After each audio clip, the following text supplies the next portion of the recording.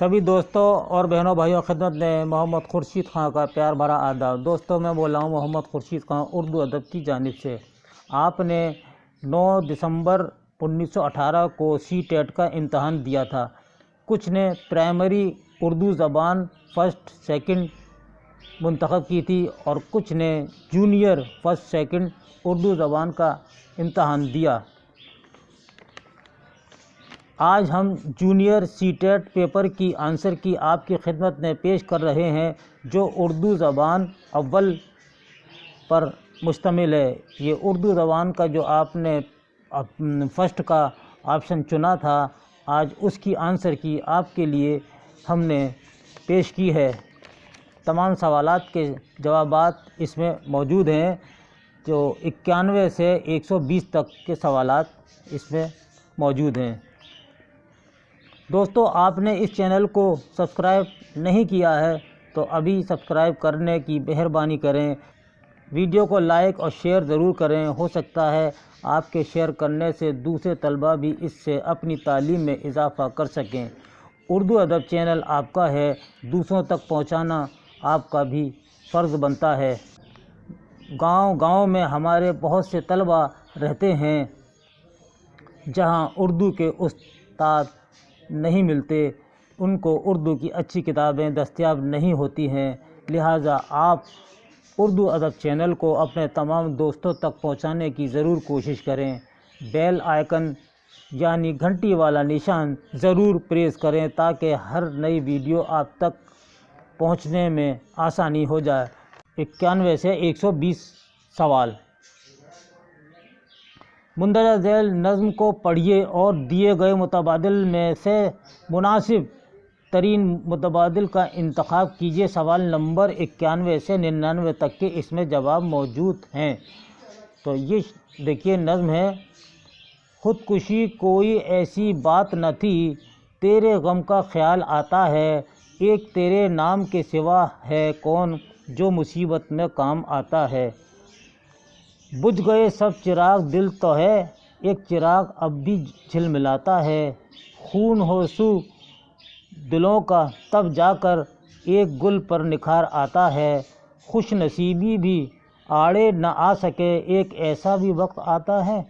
मेरे मरने पे गम ना कर, इतना आदमी जल्द भूल जाता है। दोस्तों ये नज़्म है और अब इसके सवालात के जवाबात हैं। यहाँ ये बताते हैं कि ख़ुदकशी और ख़ुदकुशी में क्या फ़र्क है।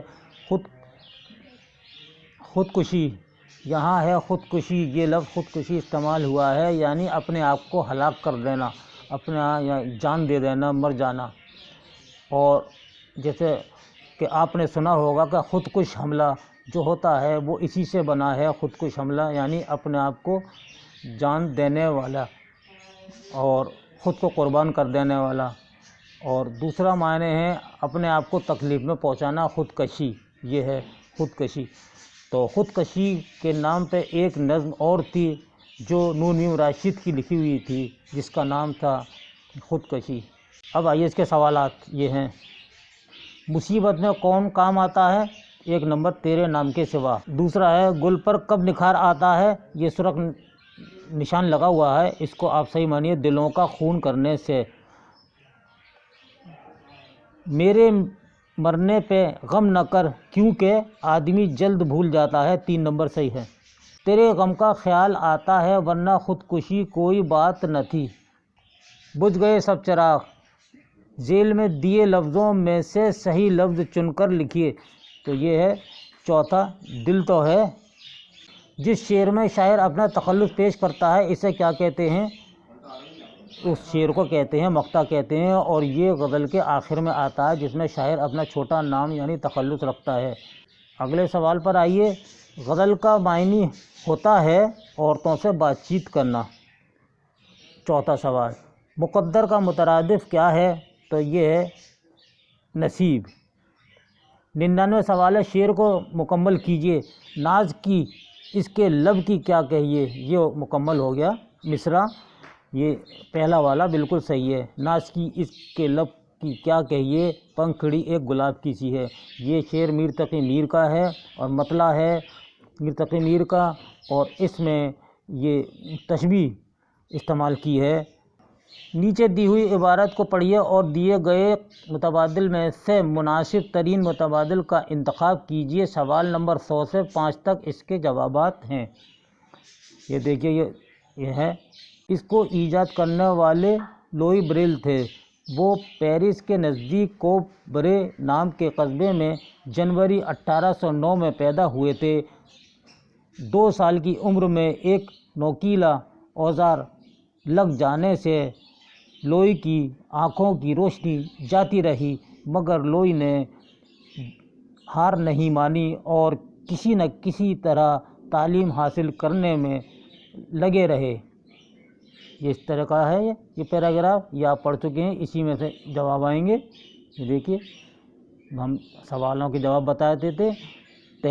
پہلا 100 نمبر کا سوال ہے، تحریر کس نے ایجاد کی؟ لوئی بریل نے۔ چوتھا نمبر بالکل صحیح ہے۔ وہ کب پیدا ہوئے؟ 1809 میں پیدا ہوئے، 1 نمبر۔ نوکیلا اوزار لگ جانے سے کیا جاتا رہا؟ تو آنکھوں کی روشنی جاتی رہی، 3 نمبر۔ تحریر کو کتنے سال کی محنت لگن کے بعد ایجاد کیا؟ 20 سال، پہلا نمبر۔ 104واں آگا، ماسٹر صاحب کیا آپ کو بریل تحریر آتی ہے؟ یہ 2 نمبر بالکل صحیح ہے۔ تحریر کا ضد ہوتا ہے تقریر۔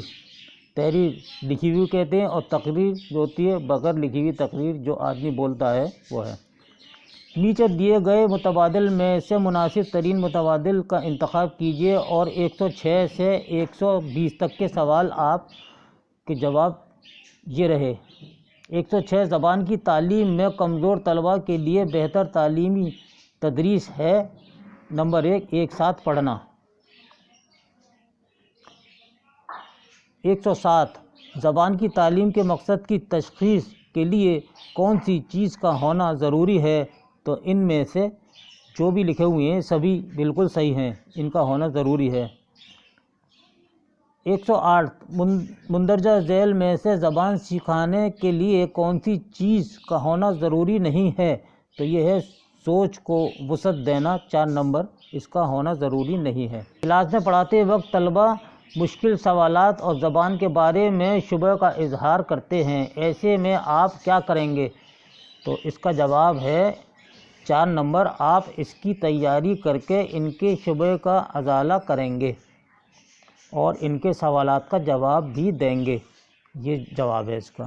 112 طلباء میں رٹنے کی عادت ہونے کی وجہ سے ان کی ترقی میں کیا رکاوٹ پیدا ہوتی ہے؟ تو 4 نمبر، ان کے ذہن کی نشو و نما نہیں ہو پاتی ہے۔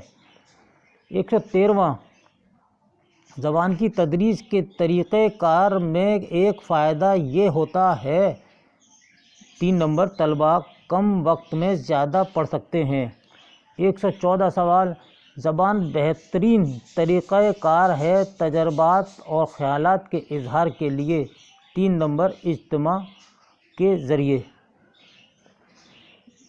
115واں سوال، ہندوستانی بچوں کو سیکھنے کی ضرورت ہے مادری زبان، 4 نمبر جواب ہے اس کا۔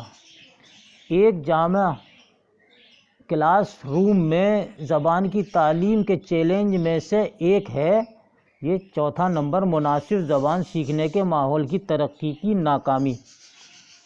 117واں سوال ہے، مادری زبان کی تدریس کے لیے کون سا طریقہ بہتر نہیں ہے؟ تو جواب ہے تلفظ کا علم حاصل کرنا۔ 118واں، مندرجہ ذیل میں سے کون سا ایک طریقہ کار تدریس کے لیے ہے؟ تو 2 نمبر، مخصوص طریقہ کار۔ 119واں، زبان پڑھانے کے لیے سمعی اور بصری طریقہ کار کا استعمال کس کے لیے مفید ہے؟ تو جواب ہے کہ جو آپشن دیے ان میں سے کوئی نہیں۔ 120واں سوال، نصابی تعلیم ایک طریقہ ہے جس سے، 3 نمبر اس کا جواب ہے، مشکلات حل کرنے میں زبان کی مدد کرتی ہے۔ تو دوستو یہ تھا ہمارا آج کا جو اردو اول جس نے آپشن چنا تھا اس کے آنسر کی سی-ٹیٹ کی۔ تو اپنے سوالات اس پیپر سے ملا لیجئے گا، اس ویڈیو سے ملا لیجئے گا امید ہے آپ نے اچھی طرح پیپر کر لیا ہوگا، اور یہ سب سوالات جو آئے ہیں ہم آپ کو پڑھا چکے ہیں، اسی میں سے ہی آئے ہیں۔ اور اس کے ساتھ ہی اپنے بھائی محمد خورشید خان کو اجازت دیجیے۔ اللہ حافظ۔